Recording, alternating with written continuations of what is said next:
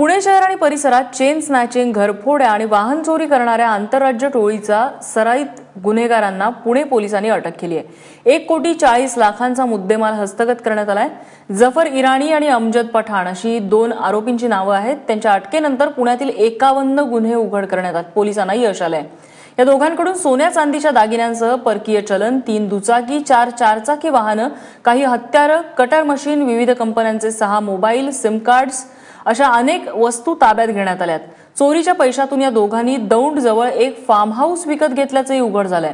पुणे पोलिसांनी त्यांच्या इतर साथीदारांचा शोध सुरू केलाय।